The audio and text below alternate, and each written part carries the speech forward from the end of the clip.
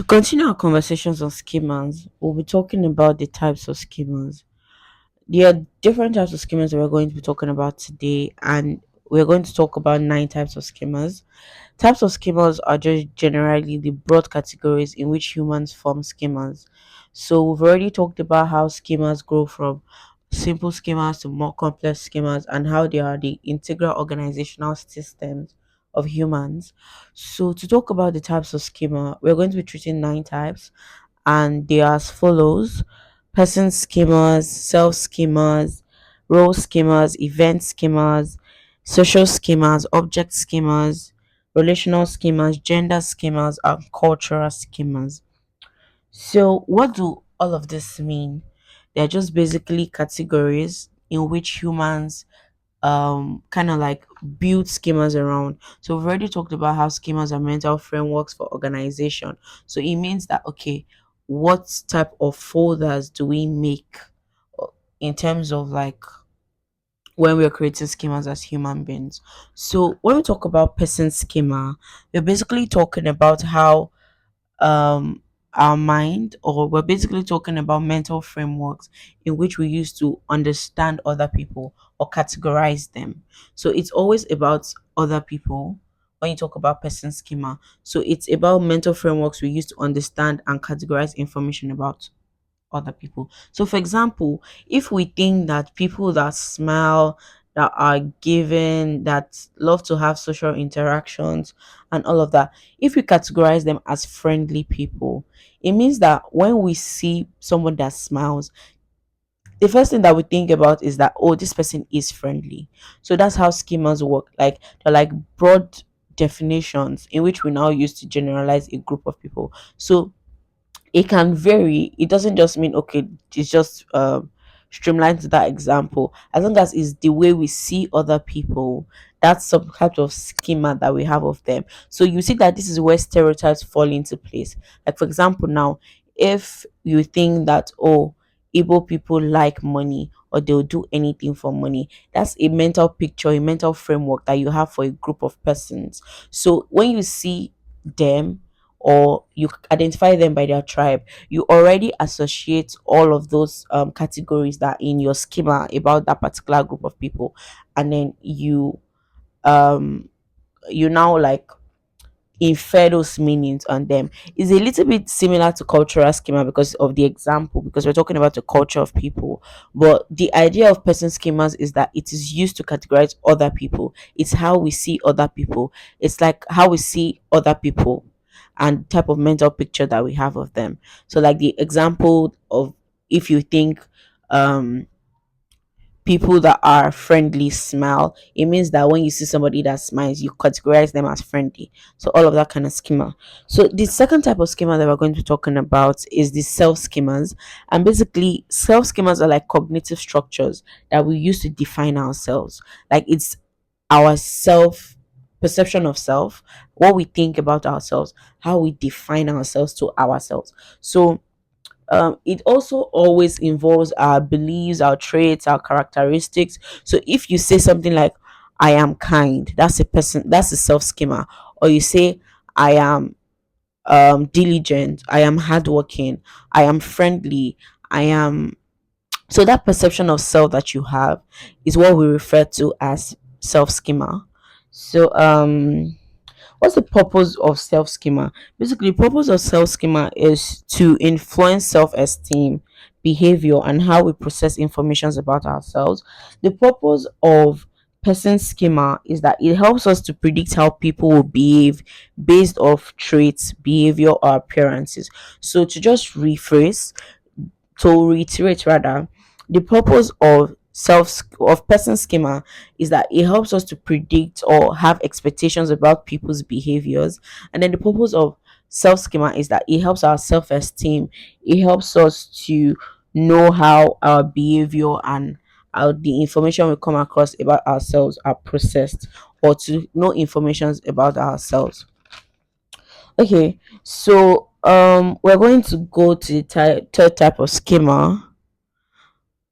Okay, so let me just briefly explain more about the self schema. So it's just more like, okay, if you see yourself as an athletic person, you believe that you're athletic, your self schema can include things like, oh, I enjoy sports, I enjoy running, I enjoy um cardiovascular exercises, I'm disciplined, I'm physically strong. Like, you see how those are attributes that we're already giving to ourselves based off an identity that we think of ourselves. So that's basically how self schemas work. And all of those things can now guide our activities and choices. Like, this self schema you have about yourself ends up guiding your activities and your choices. So we're going to go to the third type of schema, which is the role schemas.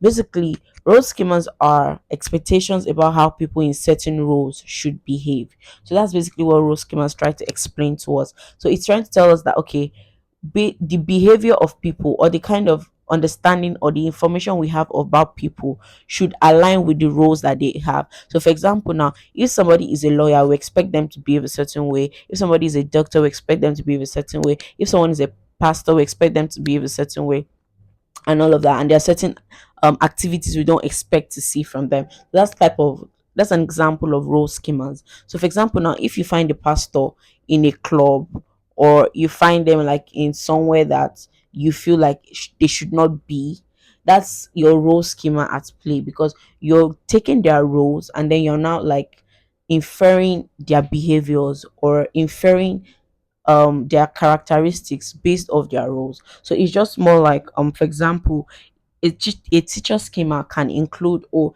a teacher has to be knowledgeable about their topic, a teacher has to be patient, a teacher has to be authoritative, all that kind of thing. So that's basically what role schema is. Role schema basically infers um s- characteristics or expectations just based off the role that a person plays.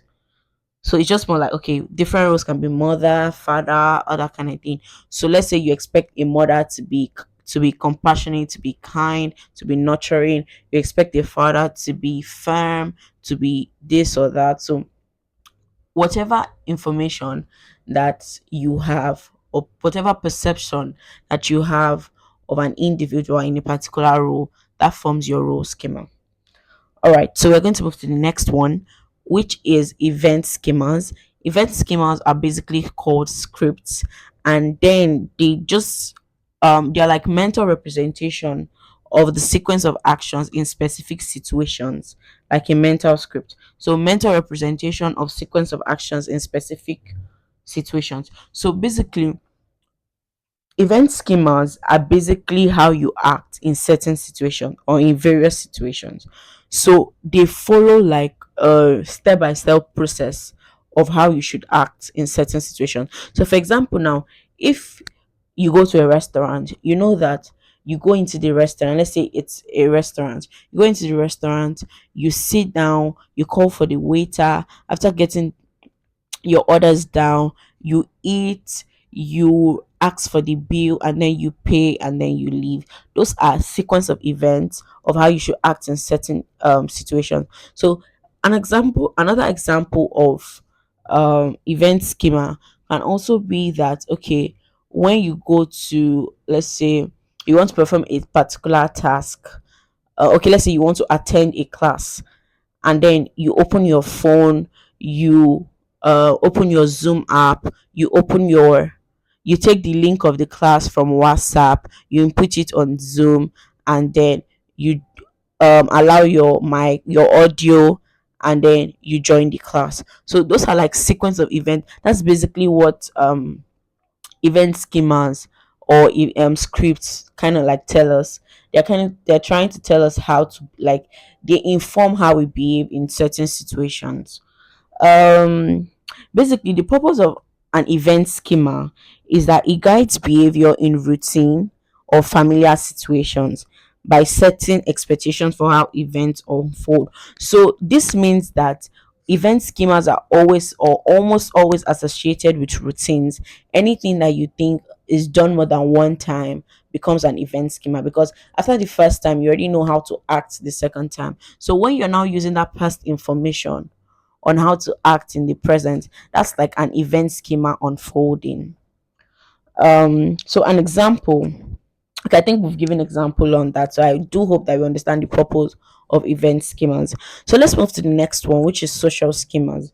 Social schemas are structures that help us process and understand information about social groups, relationships, and interactions. So basically, what social schemas help you do is that they tell you how to act or how to behave in in like relationship, social interaction, and all of that. So, what's the purpose of social schemas? Social schemas influence how we interpret social situations. It categorizes people and frames impressions. So, for example, now when you see, let's give this example, a social schema can be that you think that your friends should be kind, they should be forgiving, they should be um they should be supportive and all of that.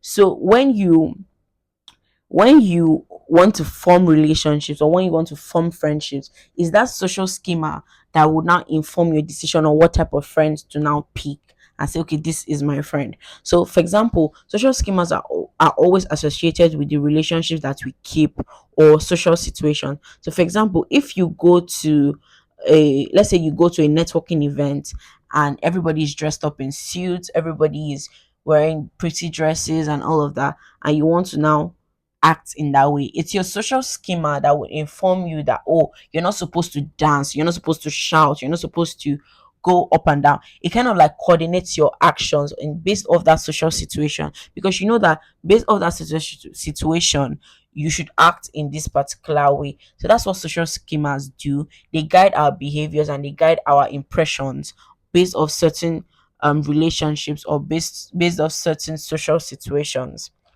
I do hope you understand that. So we're going to move to the next one, the sixth type of schema that we're going to be discussing today, and that's object schema. So what are object schemas? Object schemas are mental models for understanding inanimate objects, their properties, and how they function.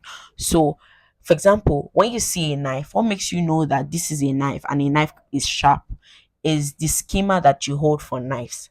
So, for example, now that's why you see that um a small child that has not yet formed that schema of how knives are or that knives are sharp can pick up a knife and try and hurt themselves with that knife, and that's because they don't have an existing schema based off that inanimate object that they see. So the next time that they now encounter another knife based off their previous schema that they've already formed, they now know that, oh, knives are sharp or knives are dangerous or I should not touch it. Just like the common fire example where you see that a mother will say, leave him, we learn, leave him, let him touch the fire. So he goes there, like the toddler goes there, touches the fire, and then he hurts the toddler and the toddler withdraws their hand, and anytime they see a fire again they don't go near it. So that's the object schema at play. It basically helps us understand relationships with inanimate objects. Your TV, your fan, the fact that you know that, okay, your fan blows air and then you receive breeze or whatever from your fan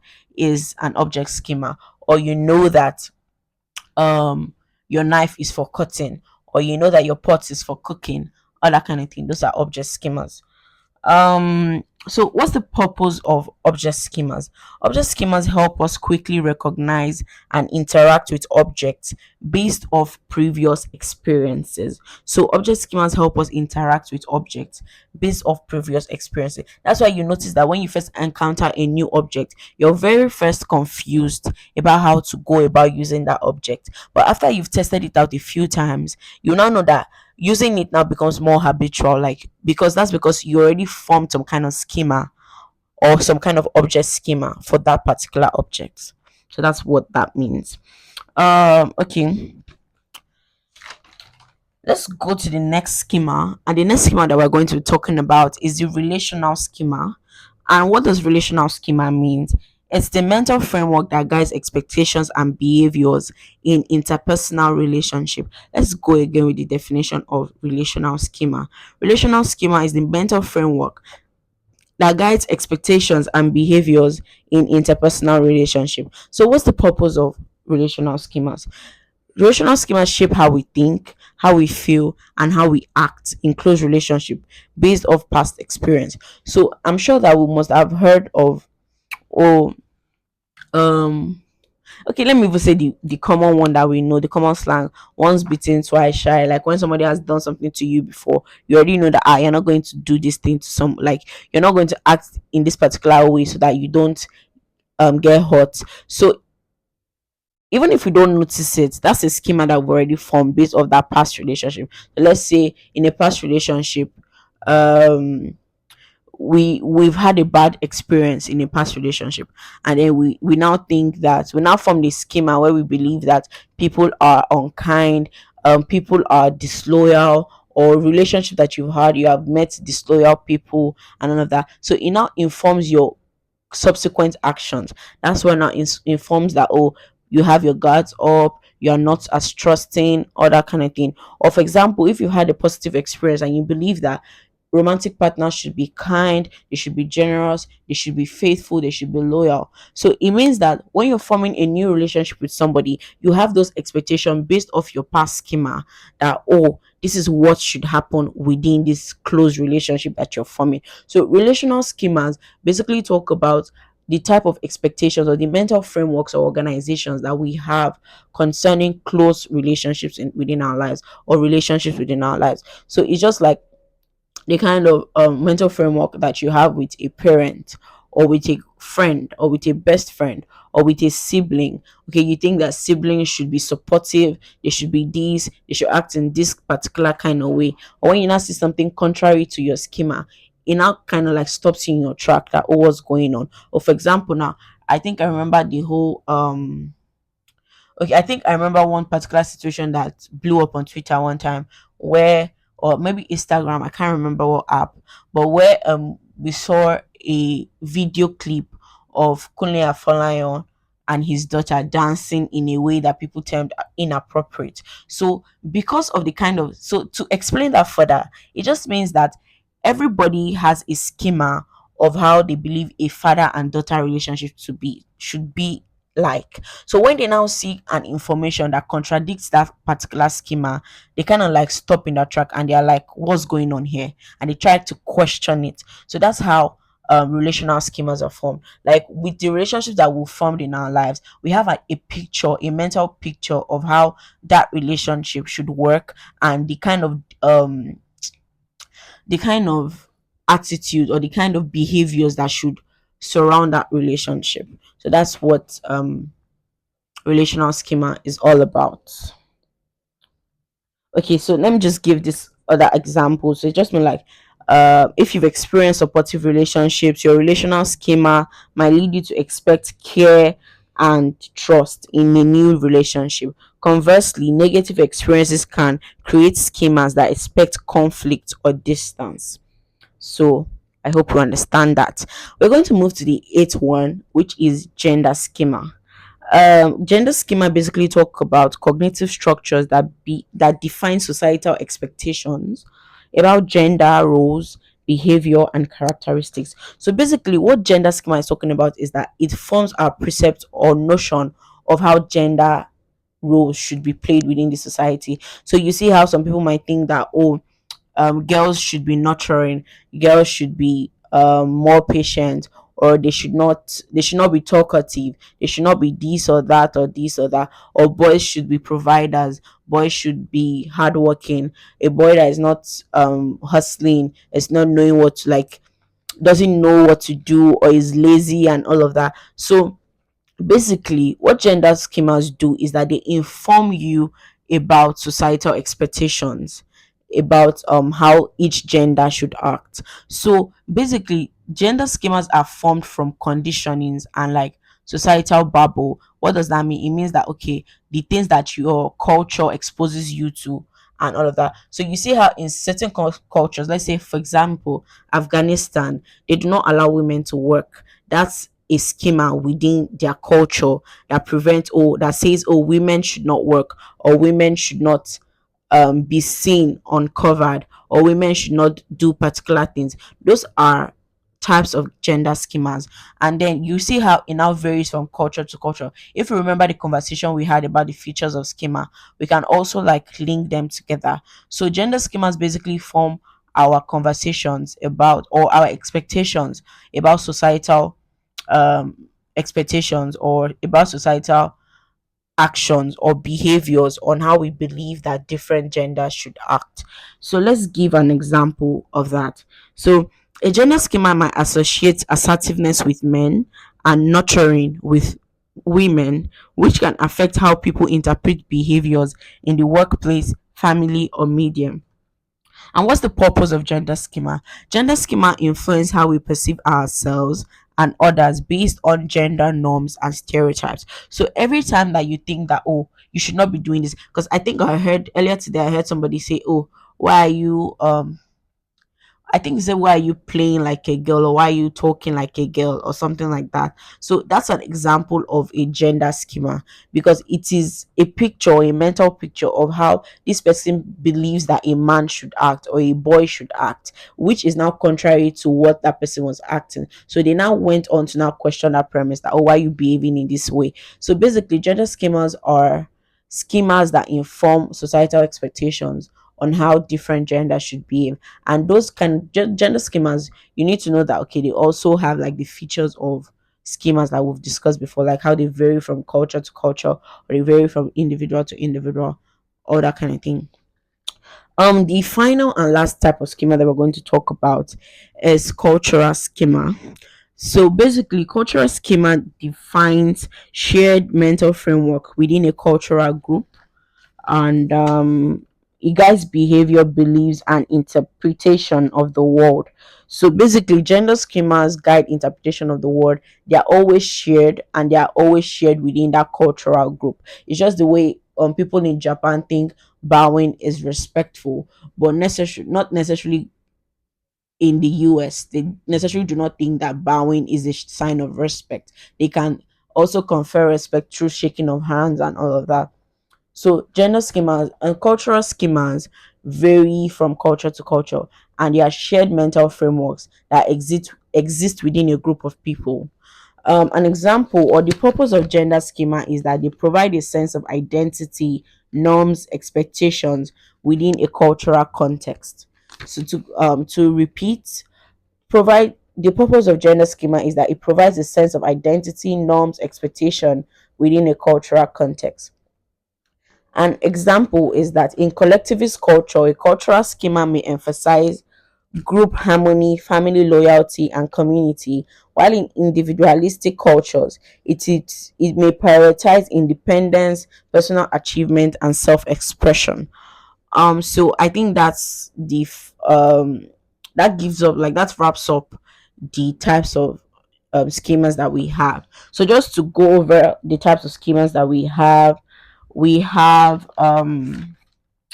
person schema, we have self schema, we have role schema, we have event schema, we have social schemas, we have object schemas, we have relational schemas, we have gender schemas, and we have cultural schemas. I do hope that you understand this concept. So the next concept that we are going to be talking about is the key proponents in the schema theory.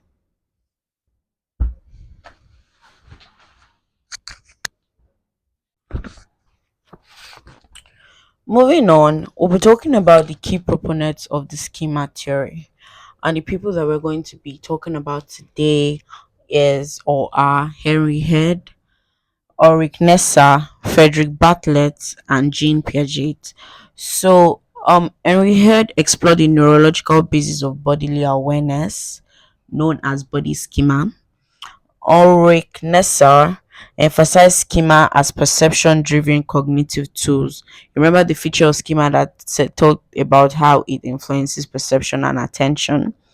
Then Frederick Bartlett demonstrated schema roles in memory and reconstruction, and Jean Piaget linked schemas to the developmental process of learning and adaptation. So if you remember in the beginning where we talked about how Jean Piaget mostly worked on children, and it talked about the process of assimilation and accommodation, and how that can lead children to grow and develop. All right, so let's begin. First off, we're going to be talking about Frederick Bartlett.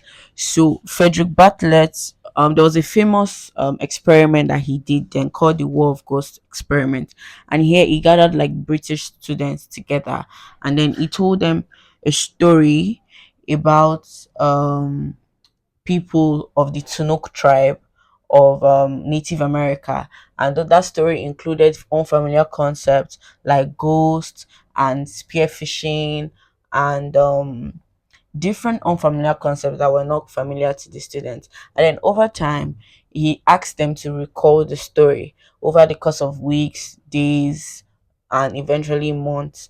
And then he found out that as they recalled that story and they told the story, they started to fill gaps in that story with familiar concepts. So what does that mean? It means like instead of saying that they saw canoes, like because the story included canoes and spirits and ghosts, and then they were fishing for eels, for seals rather, they were fishing for seals and all of that. So you notice that this individual started to, as they recalled the story across time, they started to omit things that were not familiar to them at all, like things that they had not, that was not prevalent in their cultures, or they began to switch stuff within the story as they record the story. So for example, instead of saying canoe, they will say boats, that kind of thing. So like because okay, canoe felt a little bit unfamiliar, then I start saying boats. So let's try and explain the theory more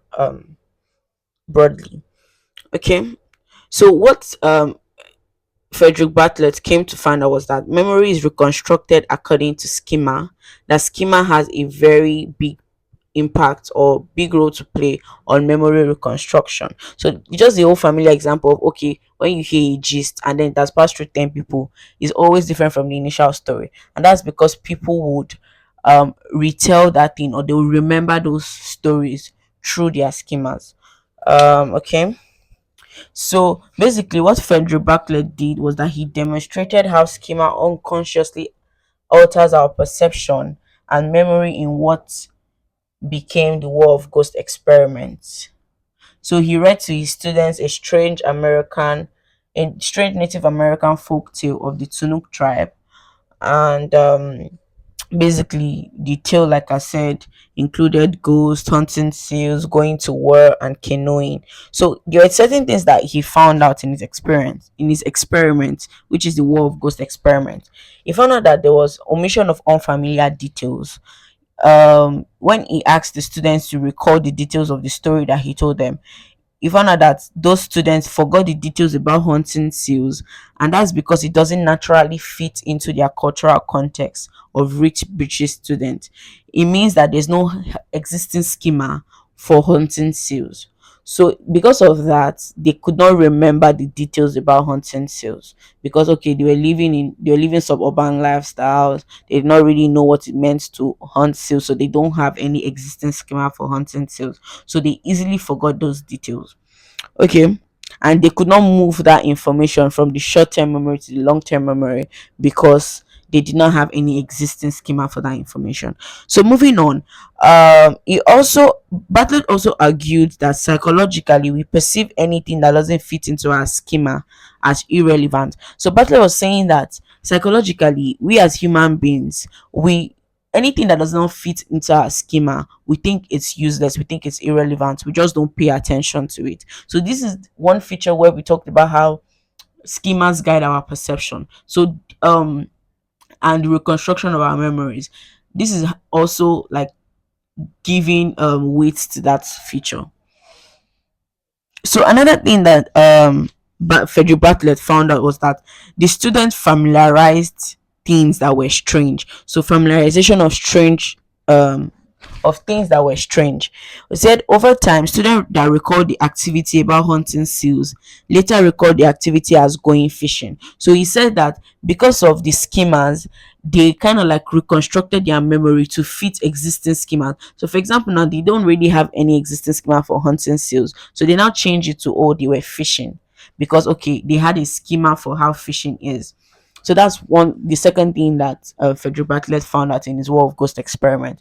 So the third thing was that they rationalize the illogical. So Federico said that those students, when they were trying to reconstruct their memories through their schemas, that they added terms like therefore, because, and they started to add reasons. So each time they were recalling, it had changed the beat. People construct the past in a constant process of adjustment. That's what he ended up saying, that people construct the past in a constant state of adjustment. Much of what we remember is rationalized into a self narrative that allows us to think of our lives as a coherent string of events. So he basically said that we kind of like construct our lives, and we always would reconstruct it in a string of narratives in a way that we are constantly adjusting just to fit our sense of self. So that's all about the War of Ghosts experience, or at least a summary of the War of Ghosts experience, and it tells us how our schemas actually affect memory reconstruction and memory in general. So it's more like, okay, what you have in your schema is what is going to help solidify your information processing from like from short-term memory to long-term memory. So this is just like explaining how schemas also affect our memory perception and also our memory reconstruction. So I think that's why it's also always advised that, okay, for when you want to remember things more, you have to like create a schema for that, or you group familiar concepts together so that that familiar concepts can form a schema, and then you can now like link your new information to that schema. So that's the explanation. Moving forward, we're going to be talking about Henry Head. And basically Henry Head came about the term body schema. And body schema was majorly talking about but this schema was majorly talking about postural schema for movement. So basically what Henry Head's experiment was talking about was that our body, or our mind rather, has a mental picture, a mental framework for the parts of our body. So it means that, for example, now I can close my eyes and touch my nose, and that is because of my body schema, because my mind already has a mental framework of where each part of my body is. So I know that, okay, my head is above my neck. I know that my leg is below my thoracic region, like stuff like that. So basically that's what the body schema was trying to explain to us. So Henry had studied how the brain creates a body schema to coordinate movement and spatial awareness. This schema helps you know where your limbs are without looking, e.g., touching your nose with your eyes closed, like I demonstrated earlier. So it's just more like, imagine an example is, imagine playing football. Your body schema helps you kick the ball without looking at your feet, because your brain has a mental map of your body's position. So without this body schema that Henry had discovered, or the idea of it, it will just be weird if every time we want to kick a ball we have to look down, say, oh, where's my leg, and try to kick the ball. So basically the idea of Henry Head's body schema experiment, or body schema finding, because he was also a key proponent of the schema theory. So what he's saying is that your body, or your mind, creates mental framework for where your body should be in spatial movement, or in the world. So it's more like, okay, you can know where your body parts is, you can know that, oh, your hand is here, your leg is here, and all of that, without necessarily seeing it. All right, so we're going to move to the third person, and third person we're going to be talking about is Ulrich Nesser. Ulrich Nesser, Ulrich Nesser, Ulrich Nesser, and he came from a field of cognitive psychology, and he talked about how schemas guide our perception and attention. So, the field, or what he majorly worked on, was cognitive processing templates, and he's Nessa emphasized that schemas guide how we perceive and pay attention to the world. They act as filters, helping us focus on what's relevant. So imagine, for example, at a bustling Nigerian market, your market schema helps you focus on the trader shouting fresh tomatoes while ignoring the noise of motorcycles or hawkers. So it's just how, okay, when you go into a market and then there's a lot of noise around you, but somehow you find out that what you're interested in, you kind of like just picked it out of the multitude of stimuli that impeded on your senses. So what Ulrich Nesser was basically talking about was that schemas guide our attention, it guides our perception, how we perceive the world, and how we pay attention to things within the world. That's basically what Ulrich Nesser was talking about. Um okay, we're going to move to the third guy, the fourth guy rather, who is Jean Piaget. And Jean Piaget basically coined the term schemata, or he's mostly attributed to the theory, although they don't say that okay, the schema theory was formed by one person. They think it's contributions of um a lot of guys, because some of them, like, I mean, Jim Piaget is a Swiss psychologist. Ulrich Nessa is a cognitive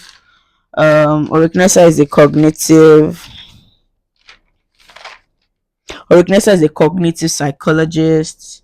um Henry Head is a neurologist and none of that. So basically, all of that. So, but Jean Piaget came up with the term schemata, and they mostly attribute the work to him. So let's talk about Jean Piaget, who is the last person that we're going to be discussing for today under the key proponents of schema theory. So moving to Jean Piaget. Jean Piaget is a Swiss developmental psychologist, and he basically studied how children develop cognitive abilities. He introduced the concept of schema, which he described as mental frameworks that help individuals organize and interpret information. So he said that there's a dynamic and developmental aspect of schema. So it's basically the person that talked about how schemas develop from simple schemas to more complex schemas. So he says how they evolve, and then he says that this evolution of schemas happens through interaction with the environment, thereby enabling children to build knowledge as they go. So what Piaget was saying there was that schemas develop as children or individuals, because he studied children. So as children interact with the environment. So what was once a simple schema will develop into a more complex schema, and then that schema will keep developing, and then that's how these children gain knowledge and then grow up. So that's basically what he was saying.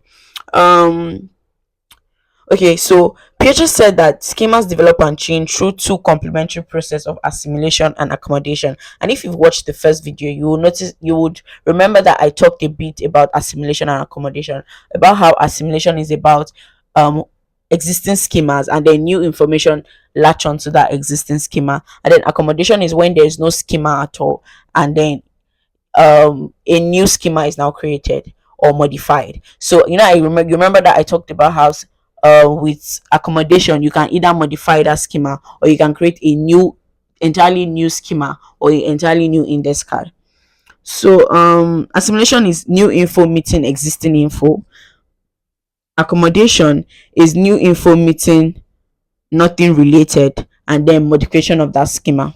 So let's give an example of this. So it's more like when a child is small, and they think all four-legged animals that are fluffy and have four legs are called dogs. So they call all four-legged animals dog. When they see a cat, they call it a dog. But then as they grow older, they now start to understand and differentiate that, oh, a dog is different from a cat, because a cat meows and a dog barks. So when they encounter that first information, they either modify that their animal schema and say, oh, four-legged animals include dogs and cats. That's a modification. Or they now say, oh, they now leave that schema. Then they now say, okay, other types of animals are cats, and cats also have four legs. That kind of thing. So that's what schema accommodation is, according to Piaget.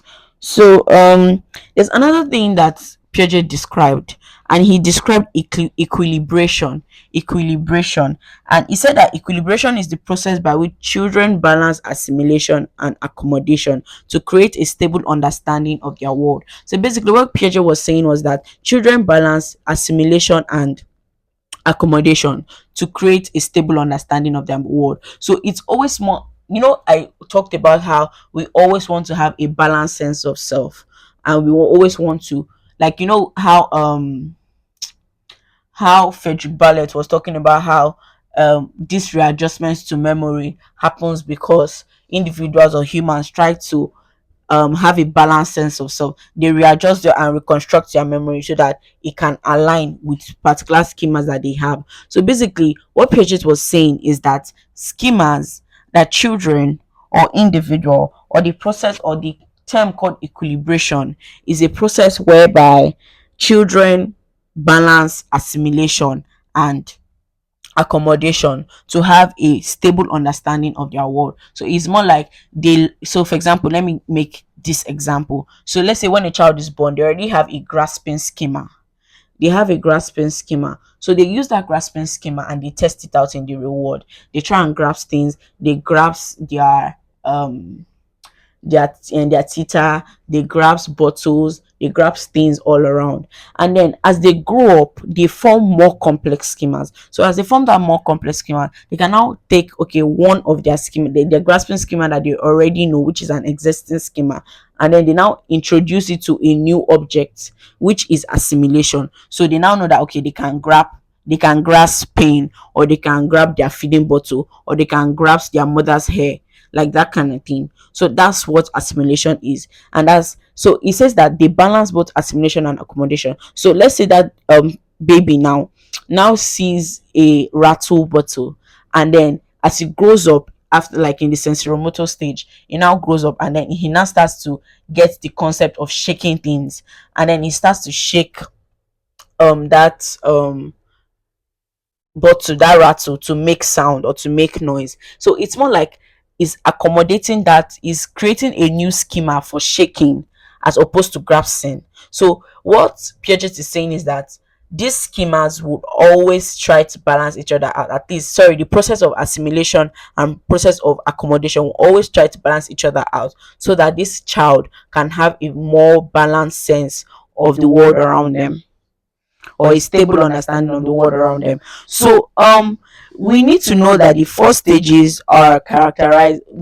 We have that four stages of of cognitive development that was proposed by Piaget, which is the sensory motor stage, the pre-operational stage, the concrete operational stage, and the formal operational stage. So the sensory motor stage is from 0 to 2 years, the pre-operational stage is from 2 to 7 years, the concrete operational stage is from 7 to 12 years, and then the formal operational stage is from 12 years and above. So basically, we need to know that each of those stages of cognitive development, as proposed by Piaget, is associated with increased schema development, meaning that simple schemas become more complex schemas as children grow through those stages. So let's talk about what exactly safe do we call this sensory motor stage, which happens from 0 to 2 years. So it's more like infants learn through sensory experience and physical actions. So that's why they develop features. The features of this stage is like where the child develops stuff like object permanence, understanding that objects exist even when they're out of sight. For example, a toy hidden under a blanket still exists. So that's what object permanence mean. And then they also develop goal directed actions. So like the example I said earlier, like where they are shaking the bottle to hear the sound rattle. That's like goal directed actions, and it's defined as intentional behavior that they are doing towards a goal. So another thing too is exploration within the sensorimotor stage. Exploration, babies use their senses like touch, taste, sight, and motor skills, grasping, crawling, to explore the world. So an example of this sensorimotor stage is a baby drops a spoon repeatedly to see what happens. They are learning about cause and effect. So let me explain how that ties into more complex schemas. So for example, that ties into more complex schema by, okay, you see how the child first starts out with a grasping schema. They know how to grasp. So a know how to can also be called like a schema. So they know how to grasp. They start out with that grasping schema, and then through the process of assimilation and accommodation, they now start to shake. And then through that process, they already developed a more complex schema, from grasping schema to shaking schema to now make noise. So for example, now with the example of saying that a baby drops a spoon repeatedly, we can also say that in that situation, they are learning about the gravity schema. They are learning that, okay, when you drop something, when you drop a spoon, it falls to the ground. When you drop a spoon, it falls to the ground. when you drop a spoon, it falls to the ground. So that's an example of how these schemas develop in the sensorimotor stage. So it goes from very simple schemas like grasping to more complex schemas like gravity schemas. So moving on, we're going to talk about the pre-operational stage, which happens from 2 to 7 years old. And in the pre-operational stage, children develop language and imaginatory children develop language and imagination, but are egocentric and they lack logical reasoning. So, a feature of this preparational stage is symbolic thinking. So, using words, images, and pretend play to represent objects. So, for example, now when they take a stick and then they're using it as a sword and then they're fighting. So, that's a an example of their schemas also becoming more complex. Okay, features of this proportional stage include egocentrism, difficulty seeing things from others' perspective. So, for example, if they will say, "Oh, if I cannot see you, then you can't see me," that kind of thing. So, animism is another feature of the proportional stage. And what does animism say? Says that, like, the meaning of animism is that they believe that inanimate objects have feelings. For example, when I say, "Oh, my teddy baby is crying, my baby is crying, mommy, tell it sorry," that's an example of animism. So also lack of conservation is another feature of this stage. So for example, now they believe that even when an object changes in shape or size, change even when there's no change in the quantity, they believe that it changes in shape or size means that something is bigger. So, for example, to explain that more clearly, for example, now they think that when you put their cake on a bigger plate, their cake is bigger. So that's an example of lack of conservation. Um, a way where we can use to explain it in terms of schema, or how more complex this schema develop, is through the example I used before. So, for example, a child uses a stick as a sword, showing they can mentally transform objects into symbols. So, that's showing an example of a more complex schema as opposed to the previous schema that we find in the in the sensorimotor stage.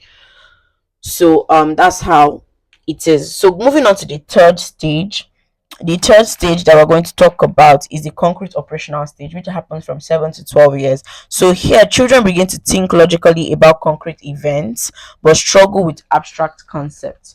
So they have, like, features of that stage includes conservation, understanding that quantity remains the same despite changes in appearance, e.g., the same amount of water in different shaped glass, meaning that if you take water from a wider glass into a narrower glass, it's still the same amount of water, but it's just the shape that has changed. So they also understand classification, sorting objects into categories, grouping toys by color or type. So you see how that can also form a more complex schema. So from somebody that could only grasp and try and learn gravity schema, somebody that can now understand that, oh, take red here inside this basket, take blue inside this bucket, take silver inside this basket. So that's an example of more complex schemas developing as children move through these stages of cognitive development.